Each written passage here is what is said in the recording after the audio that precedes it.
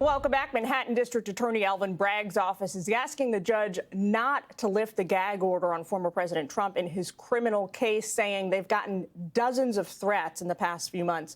The former president insists he has done nothing wrong, and he plans to appeal his conviction when he's able to for falsifying business records. Sentencing, obviously, set for next month. A big moment coming up for the former president. His lawyers are arguing, quote, now that the trial has concluded, the concerns articulated by the government and the court do not justify continued restrictions on the First Amendment rights of President Trump. Bragg's office, now responding yesterday, says, quote, this change of circumstance does not mean that defendant has carte blanche to resume his reprehensible practice of publicly attacking individuals involved in litigation against him. So let's go ahead now and bring in the best guy to talk to us about this, former Assistant U.S. Attorney Andy McCarthy. He's also a Fox News contributor. Andy, you know, it's been a couple of weeks since I had the chance to talk to you about the former President Trump's New York trial, but this seems to be really now a reiteration of an argument that the two sides were having even, you know, before the trial started when the gag order was imposed.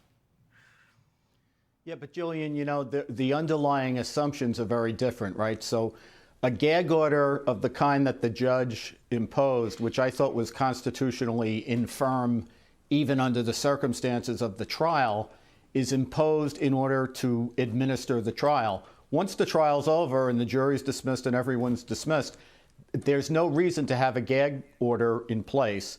If Alvin Bragg thinks that Trump is threatening or inciting people, he's perfectly free to indict him for that. If he had the evidence, he would do that. But the other thing that's peculiar here is Trump was convicted on 34 counts because of the way that Bragg parsed one transaction in order to turn it into 34 felonies. As a result, the judge has somewhere between 20 and 136 or so years of exposure to sentence Trump to, depending on how you read the New York sentencing laws. Why does he need a gag order? He's got something hanging over Trump like nobody's business. He can impose sentence on July 11th and take into account anything, including if he thinks Trump engages in threatening behavior. So what's the point of a gag order now? Interesting question, or interesting point you raised in my mind when you were speaking. It seems that that really is the main purpose of the gag order, at least in this case, right, is to have some kind of leverage over the defendant, the former president. The court insists all along that it has really been about the safety of the jurists, the safety of the jurors sitting there.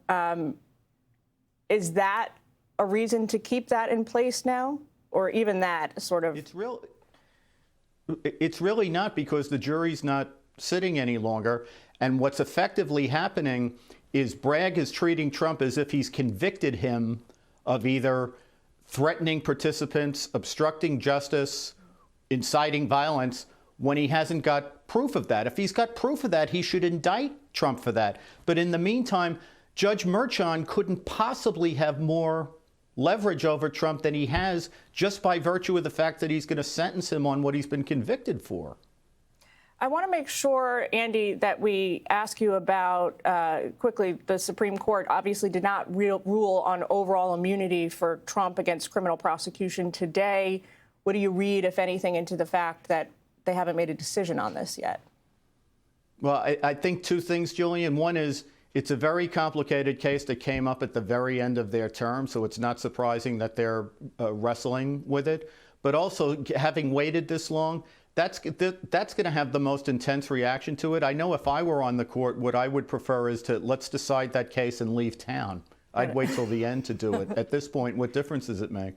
Yeah. All right. Well, good point. Andy, thanks for taking time with us this afternoon. Have a great weekend. We appreciate it. Thanks, Julian. You too. Hey everyone, I'm Emily Campagno. Catch me and my co-hosts Harris Faulkner and Kaylee McEnany on Outnumbered every weekday at 12 p.m. Eastern, or set your DVR. Also, don't forget to subscribe to the Fox News YouTube page for daily highlights.